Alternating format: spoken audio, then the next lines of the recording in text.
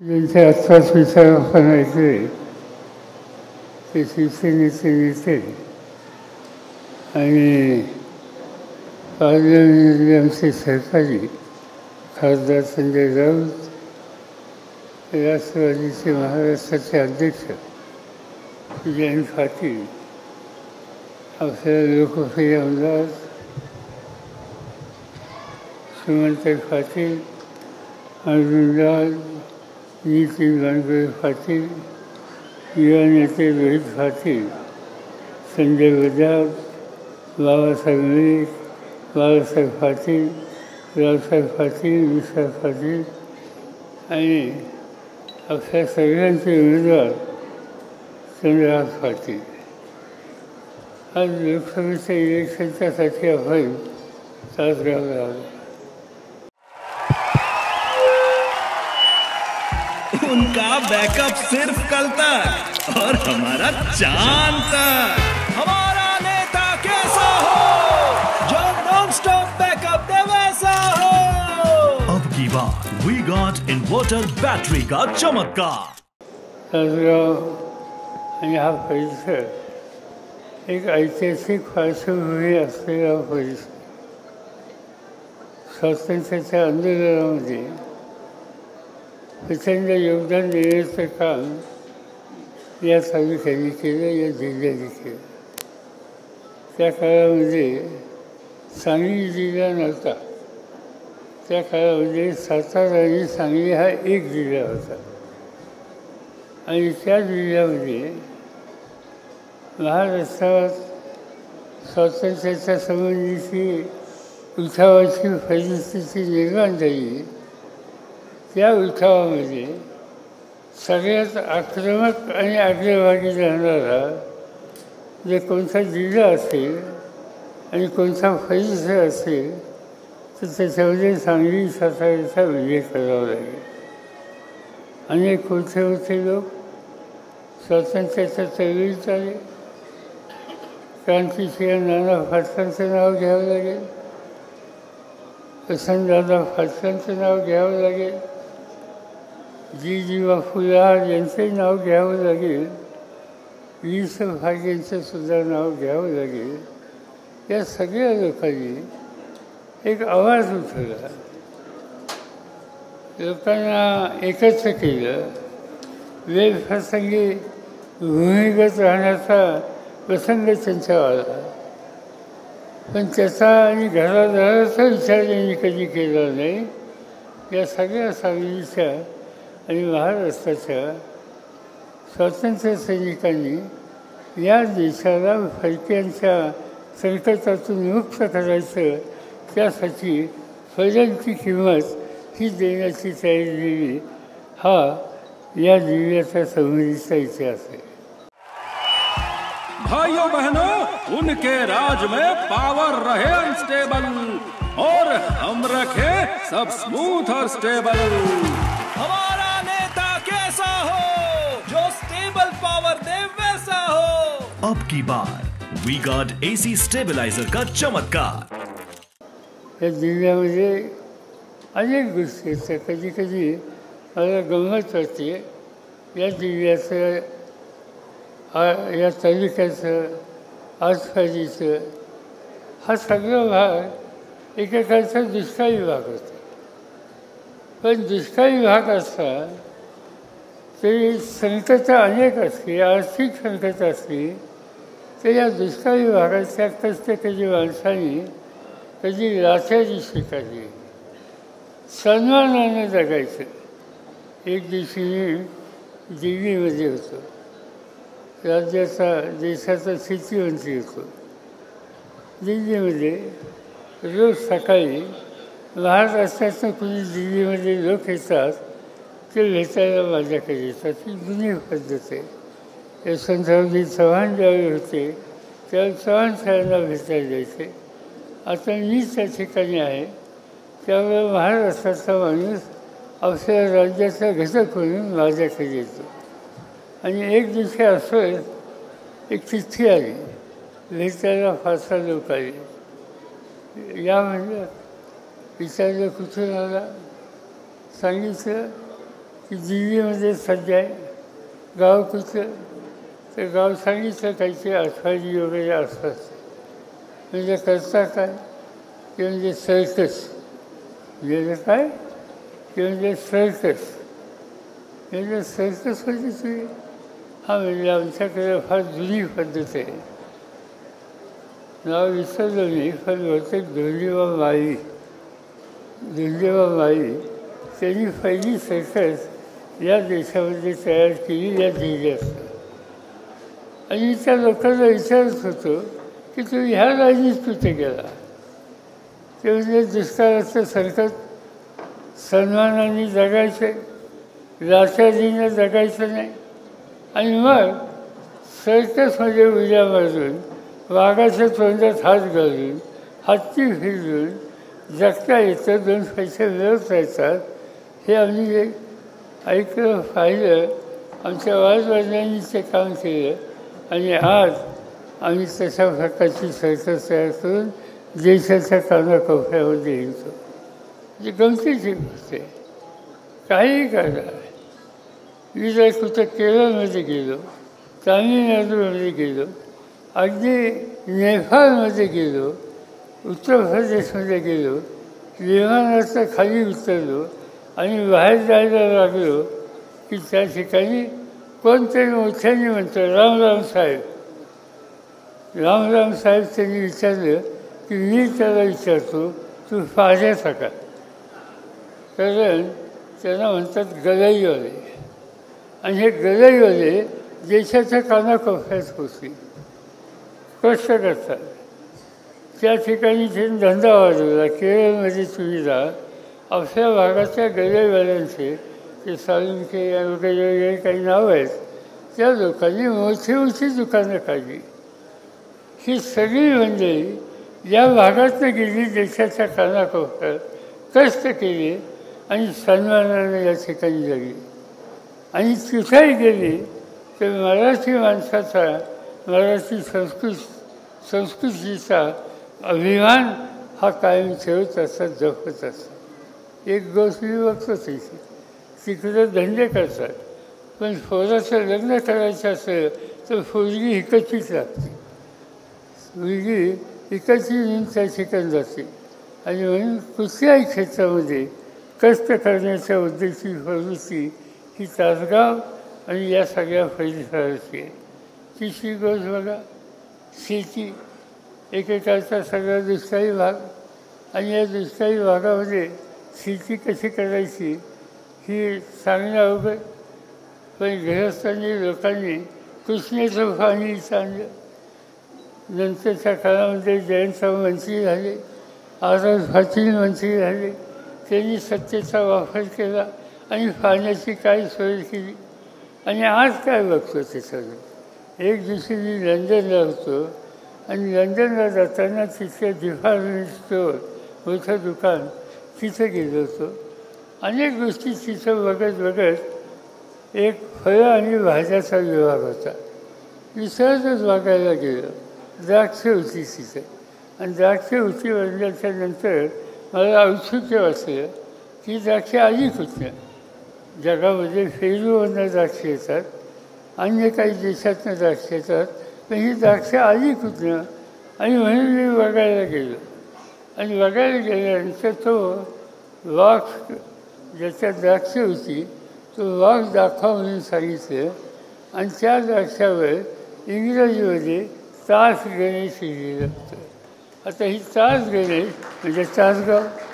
म्हणजे आम्ही इंग्लंडच्या बाजारात डिपार्टमेंट स्टोअरमध्ये चांगली द्राक्षे खायची असतील तर त्याला तासगावला जायची गरज नाही. लंडनला तुम्हाला द्राक्ष मिळत आहेत. आणि आमच्या बहादर शेतकऱ्यांनी इथल्या माळावर ह्या द्राक्षाच्या बागा उठवल्या आणि सवन भारतामध्ये ते गेलेच, पण भारताच्या बाहेरसुद्धा गेले. असं या उत्तम प्रकारची शेती करण्याच्या उद्देशी एक अर्थी आज या तासगावच्या भागामध्ये. आणखी एका गोष्टीचा माझा व्यक्तिगत तासगावचा संबंध आहे. माझे कॉलेजमध्ये शिकत असताना एक शिक्षक होते. ते अजून आहेच आहेत, पण थकले आहेत. त्यांचं नाव सी.व्ही. पटवर्धन आणि ते इथले राजे होते. सांगली हे स्टेट होते ना, तर तिथं आणि त्यांच्याकडे गणपतीचं मंदिर हे मोठं असायचं. आधी असतील तुम्हाला माहिती असतील पटवर्धन फॅमिली, आणि इथे आमच्या सगळ्यांचे उत्तम शिक्षक होते. आणि त्यामुळे कळत न कळत या न त्या पद्धतीनं आम्हा लोकांचा सांगलीशी अतिशय घनिष्ठ अशा प्रकारचा संबंध आला. वसंतदादांशी आला, विसव फागेंशी आला आणि खऱ्या अर्थानं अधिक या जवळकीच्या संबंधीच्या ह्याच्यात मोलाची कामगिरी कोणी केली असेल तर स्वर्गीय आर.आर. पाटलांची उल्लेख करावा लागेल. आज सर्वसामान्य कुटुंबाची व्यक्ती प्रामाणिकपणानं काम करण्याची दृष्टी. मला आठवतं आहे, एक दिवशी मी नाशिकला सांगलीला आलो होतो आणि विद्यार्थ्यांच्या तरुणांच्यामध्ये तिथे एक सभा होती आणि त्या सभेमध्ये भाषण करायला अनेक तरुण लोक उभे राहिले आणि त्याच्यात एक तरुण नुसता असा बोलायला उभा राहिला. अतिशय चांगले उभं त्यांनी भाषण केलं. मी चौकशी केली, हे कोण आहे बाबा, भाजी गली दिसतं, याचं लक्ष ठेवलं पाहिजे. दुसरं तिथं कोण नव्हते, ते आर.आर. पाटील होते कॉलेजच्या काळापासून. नंतरच्या काळामध्ये पक्ष संघटनेत आले, जिल्हा परिषदेमध्ये गेले. जिल्हा परिषदेमध्ये सांगलीच्या ती जिल्हा परिषद त्यांनी गाजवली त्या वयामध्ये. आणि नंतरच्या काळामध्ये महाराष्ट्राच्या विधानसभेमध्ये सांगलीच्या लोकांनी, तासगावच्या लोकांनी, कवठेमहांकाळच्या लोकांनी त्यांना विजयी केलं आणि महाराष्ट्राच्या विधानसभेमध्ये एक अत्यंत कर्तृत्ववान अशा प्रकारचा एक उत्तम वक्ता आणि लोकांच्या प्रश्नाची मांडणी करणारा एक सदस्य म्हणून त्यांच्याकडे आम्ही पाहायला लागलो. आज त्या काळामध्ये महाराष्ट्राच्या विधानसभेमध्ये सांगलीने दोन कर्तृत्ववान माणसं दिली, एक आर.आर. पाटील आणि एक आज ह्या ठिकाणी हजर आहेत जयंतराव पाटील. ही आम्हाला सगळ्यांच्या मनात राहिलेली गोष्ट आहे. सुदैवानं आपल्या कर्तृत्वानं आर.आर. हे उपमुख्यमंत्री पदापर्यंत गेले. अनेक गोष्टीची चांगली धोरणं त्यांनी आखली. त्यांचे कार्यक्रम आणि विशेषतः समाजाच्या लहान घटकांच्या हिताच्यासाठी धोरणं, स्त्रियांचा सन्मान कसा राहील यासाठी त्यांचे कार्यक्रम, या सगळ्या क्षेत्रामध्ये आर.आर.ने फार मोठं काम केलं. दुर्दैवानं ते लवकर आपल्या सगळ्यांच्यातून केले. पण ते असे असं नसले तरी आज त्यांच्या विचाराची आणि त्यांच्या कामाची गादी रोहित चालवतो याचा आम्हाला आनंद आहे, अभिमान आहे. आणि माझी खात्री आहे की उद्याच्याला महाराष्ट्राचे जुन्या काळाचे लोक रोहितलासुद्धा जे काम करताना पाहतील त्या सगळ्यांना आर.आर.च्या कामाची आठवण आणि आर.आर.च्या कामाची जी आज गरज आहे त्याची पूर्तता या नव्या पिढीकडून होते हे चित्र दिसायचं राहणार नाही. आज या ठिकाणी लोकसभेची निवडणूक आहे. अनेक लोकांनी इथं काम केलं. वसंतदादा होते, जी बापू होते, विसव फागे होते. अनेक महाराष्ट्रात मोलाची कामगिरी केली. अगदी रोजगार हमीसारखा कायदा की तो संबंध देशामध्ये गेला. त्या कायद्याची संबंध रचण्यात तयारी ही विसव फागे साहेबांनी केली. या जिल्ह्याचा दुष्काळ हा बघून त्यांनी त्याच्यामध्ये लक्ष घातलं. अशा अनेक लोकांनी अनेक प्रकारची कामं या ठिकाणी केली, वेगवेगळ्या क्षेत्रामध्ये यश मिळवून दिले. ही निवडणूक ही अत्यंत महत्त्वाची आहे आणि त्याचं कारण आज सगळ्या देशाचा चेहरा बदलतो आहे. आज देशाचं राज्य हे नरेंद्र मोदींच्या सारख्या ग्रहस्थांच्या हातामध्ये.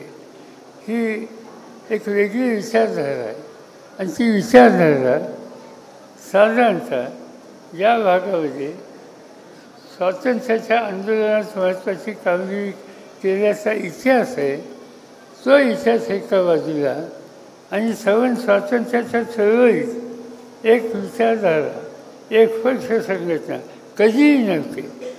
त्या सुरुंगामध्ये जाण्याची वेळ अनेकांना आली. ते सगळे स्वातंत्र्य सैनिक होते, पण त्यांच्याबरोबर अनेक लोक सहभागी झाले, पण त्याच्यामध्ये त्यावेळेचा भाजप किंवा जनसंघ यांचा एकसुद्धा माणूस हा कधी झालेला नव्हता. आणि म्हणून ज्यांना स्वातंत्र्याच्या चळवळीची पार्श्वभूमी नाही त्यांच्या हातामध्ये आज देशाची सूत्र आहेत आणि त्यांचं नाव हे नरेंद्र मोदी आहे.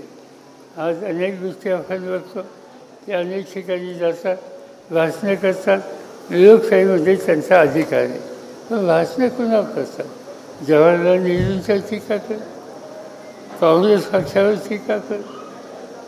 ज्या जवाहरलाल नेहरूंनी आयुष्याची जवळपास 11-12 वर्ष इंग्रजांच्या तुरुंगामध्ये घालवली, घरादाराचा विचार झाला नाही. स्वातंत्र्य मिळाल्याच्या नंतर त्या स्वातंत्र्याचा अर्थ लोकांच्या जीवनामध्ये स्पष्ट दिसेल यासाठी एक नवीन रचना त्यांनी केली. लोकशाहीचं राज्य या देशात प्रस्तावित केलं आणि जगामध्ये भारताचं नाव लौकिक वाढेल यासाठी त्यांचं योगदान होतं. ते जवाहरलाल नेहरूंच्या टीका आणि कुणी टीका करावी, कुणी टीका करावी. जे टीका करणारे लोक त्या स्वातंत्र्याच्या आंदोलनात कुठं नव्हते हे मी आत्ताच तुम्हाला सांगितलं. पण हे एवढं मोठं योगदान देणाऱ्यांच्या टीका करणं हाच आपला कार्यक्रम आहे असं समजून आज ते कामाला लागलेले. कितीतरी गोष्टी सांगता येतील त्यांच्या. त्या आज अनेक चित्र बघतो आम्ही. स्वातंत्र्याने देशाच्या स्वातंत्र्यानंतर लोकशाही ही रचना आपण स्वीकारली, सामान्य माणसाचे अधिकार मान्य केले. आज ज्यांच्या हातात सत्ता आहे त्यांना हा लोकशाही स्वातंत्र्याचा विचार कितपत मंजूर आहे याची शंका येते आणि त्याची कारणं अनेक आहेत. ज्यांचा काही संबंध नाही, तसा गुन्हा नाही. मोदी साहेबांच्या त्यांच्या सरकारांच्या मनात आलं त्याला तुरुंगात टाक, कुणाला तुरुंगात टाकले, अनेक खासदारांना तुरुंगामध्ये टाकले, आपल्या सरकारांना तुरुंगात टाकले. महाराष्ट्रामध्ये आज या ठिकाणी संजय राऊत आहेत, एक उत्तम पत्रकार. शिवसैनिकांचा आणि सेनेचा विषय हा मानणाऱ्या आग्रहानं कारण नसताना त्यांनाही तुरुंगात टाकलं. अनिल देशमुख महाराष्ट्राचे गृहमंत्री, त्यांना त्या ठिकाणी तुरुंगामध्ये टाकलं. अनेकांची उदाहरणं सांगता येईल. ही तर आपली स्थानिक झाली. देश पातळीवर काय चित्र? झारखंड नावाचं राज्य आदिवासींचं राज्य, आदिवासी मुख्यमंत्री आहे. एका सभेमध्ये प्रधानमंत्री आणि त्यांच्या सरकारावर तिथल्या मुख्यमंत्र्यांनी टीका टिप्पणी केली, काही म्हणणं मांडलं. परिणाम काय? त्यांचं म्हणणं समजून निकाल घ्यायची जबाबदारी असताना ते काम काही केलं नाही, त्यांना तुरुंगामध्ये टाकलं. आज झारखंडचा मुख्यमंत्री गेले 6 महिने तुरुंगामध्ये आहे. दिल्ली ही देशाची राजधानी. अरविंद केजरीवाल नावाचे मुख्यमंत्री सामान्य कुटुंबातून आलेले, उत्तम राज्य चालवतात, शिक्षणाच्या क्षेत्रात मोलाचं काम केलं, आरोग्याच्या बाबतीत अनेक सुविधा लोकांना दिल्या, राज्य कसं चालवायचं याचा एक आदर्श केला. आम्ही लोक पार्लमेंटचे मेंबर म्हणून दिल्लीमध्ये आहोत. अनेकदा आम्हाला लोक भेटायला येतात आणि दिल्लीमध्ये जसं आम्हाला पार्लमेंट दाखवा म्हणतात, राष्ट्रपती भवन दाखवा म्हणतात, तसं केजरीवालनी शिक्षणाच्या आणि आरोग्याच्या क्षेत्रात जे काम केलं तेही आम्हाला पाहिजे आहे हे सांगायची आणि ही विनंती करण्याची भूमिका देशाच्या अनेक भागातून लोक येतात, ते करतात. याचा अर्थ त्यांचं काम किती होत आहे.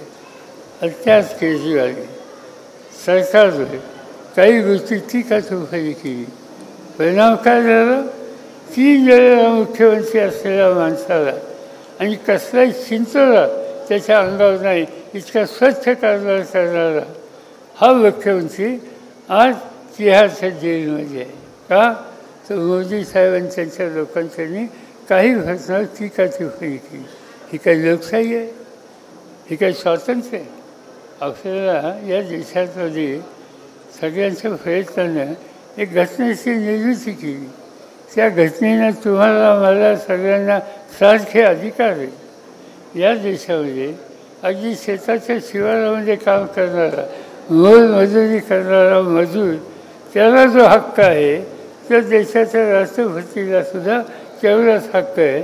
हे स्वातंत्र्य आणि हा निर्णय या देशामध्ये केला. आणि असं असताना आज सत्ता हातात आल्याच्यानंतर या लोकांच्यावर की जी विचारधारा सत्ताधारी लोकांना मान्य नाही त्यांच्यावर अशा प्रकारची कारवाई करण्याची भूमिका आजचे राज्यकर्ते करत आहेत. आणि म्हणून वेळ वेगळी आली. इथे एकत्र राहायची गरज आहे. जे जे कुणी मूलभूत अधिकाराचं हल्ला करतील त्या सगळ्यांच्या विरुद्ध एका विचारानं आपल्या सगळ्यांना उभं राहावं लागेल. आणि जी क्रांतिकारांची भूमी आहे त्या क्रांतिकारांच्या भूमीनं त्याच्यात पुढाकार घेतला पाहिजे. कुणीही व्यक्ती असो, साधा कार्यकर्ता असो, पंचायत समितीचा सभासद असो, जिल्हा परिषदेचा सभासद असो, शेती करणारा शेती असो, किंवा आज इथं चंद्रराव पाटलांच्यासारखा उत्तम पैलवान असो, त्या सगळ्यांना आपल्याला एकत्र ठेवून या देशाच्या मूलभूत अधिकाराला जतन करण्याच्यासाठी पावले टाकावी लागणार. आणि मला आनंद आहे की शिवसेनेने अशा कामात पुढे येऊ राहणाऱ्या एका तरुण खेळाडूची निवड या ठिकाणी केली त्याची उपयुक्तता आहे. खरं म्हणजे काही लोक असं म्हणतात की हे खेळाडू तिथे जाऊन काय करणार, काही काळजी करू नका. मी एक आणखीन खेळाडू पाहिला, सांगलीचाच पाहिला, आणि त्यांचं नाव मारुती माने. मारुती माने खासदार होते का नाही आणि हिंद केसरी होते का नाही. मग हा तर डबल, सिंगल महाराष्ट्र जसं नाही, डबल. आणि तुम्ही लोकांनी काय सांगायचं, गेलं 35 वर्ष कुस्तीगीर परिषदेचा अध्यक्ष नाही आहे. तेव्हा कोणता फायदा भारी आहे आणि कुठपर्यंत झाले याची प्रत्येकाचा अभ्यास आहे. मी कधी बोलत असतो, पण या संस्थेमध्ये अनेक वर्ष माझे आहेत. आणि त्यावेळेला जी तरुण मुले पुढे येत आहेत, राज्याचं नाव आज घेत आहेत, उद्या देशाचं नाव घेतील आणि नंतरच्या काळामध्ये ऑलिम्पिकमध्ये सुद्धा जातील, अशा पद्धतीचं कर्तृत्व आणि क्रीडा क्षेत्रदान असे जे कोणी खेळाडू आहेत त्यांना आम्ही प्रोत्साहन द्यायचा निकाल दिसला. आणि त्या दृष्टीनं चंद्रहारकडे आम्ही बघत असतो. मला आनंद आहे या ठिकाणी शिवसेना प्रमुखांनी त्यांची निवड केली. त्यांची निवड करून बातमी आली वर्तमानपत्रात की या ठिकाणी या जागेच्यासाठी शिवसेना प्रमुखांनी यांची अशी निवड केली. सगळ्या महाराष्ट्रात चर्चा सुरू झाली, कोण हा चंद्र एकदम खासदार बनायला निघाला, काय त्याला अनुभव वगैरे वगैरे वगैरे. नंतर जसं जशी माहिती त्यांची पुढे यायला लागली तसं लोकांचा विश्वास वाढला आणि लोकांना खात्री वाटायला लागली की ही व्यक्ती सांगली जिल्ह्याचं आणि महाराष्ट्राचं नाव जसं कुस्तीच्या क्षेत्रात केलं तसं आज भारताच्या फायद्यामध्ये मोदी साहेब आणि त्यांचे सहकारी सवन या देशाचा मूलभूत अधिकार उद्ध्वस्त करायला निघाले. त्यांच्या विरुद्ध संघर्ष करायला आम्ही सगळे जे प्रयत्न करतील त्या आमच्या प्रयत्नाला खांद्याला खांदा लावून या ठिकाणी चंद्रहारसुद्धा लोक संसदेमध्ये उभे राहतील याची खात्री मला या ठिकाणी आहे. आणि त्यामुळे त्यांना निवडून देणं ही तुम्हा सगळ्यांची जबाबदारी आहे. ते काम तुम्ही त्यांनी करावं एवढंच या ठिकाणी मी आपल्या सगळ्यांना सांगू इच्छितो. अधिक बोलायचं नाही. आणखीन काही सभा मला आज पुणे जिल्ह्यामध्ये आहेत. एक वेगळं चित्र महाराष्ट्रात दिसतं आहे. आम्ही लोक जाईल तिथं, लोकांचा पाठिंबा आहे, लोकांना बदल पाहिजे. आणि तो बदल आज जी आम्ही लोकांनी आघाडी केली ज्याच्यामध्ये शिवसेना, राष्ट्रवादी काँग्रेस पक्ष आणि इतर छोटे मोठे डॉक्टर बाबासाहेब आंबेडकरांच्या विचारानं पुढे जाणारे हे पक्ष, त्या सगळ्यांना घेऊन एक जबरदस्त शक्ती ही महाराष्ट्रात उभी करण्याचा प्रयत्न आम्ही करतो आहे. त्या प्रयत्नाला तुमच्या सगळ्यांची साथ मिळेल अशाच प्रकारची अपेक्षा व्यक्त करतो.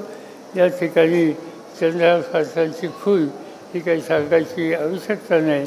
वशाल ती वशाल त्यांनी हातामध्ये धरली, ती वशाल हातामध्ये धरली आणि या वशालीच्या माध्यमातून एक वेगळं चित्र आज तयार करण्याचा प्रयत्न केला जातो आहे. त्याला तुम्ही साथ द्याल अशाच प्रकारची अपेक्षा या ठिकाणी करतो आणि माझे 2 शब्द सांगतो.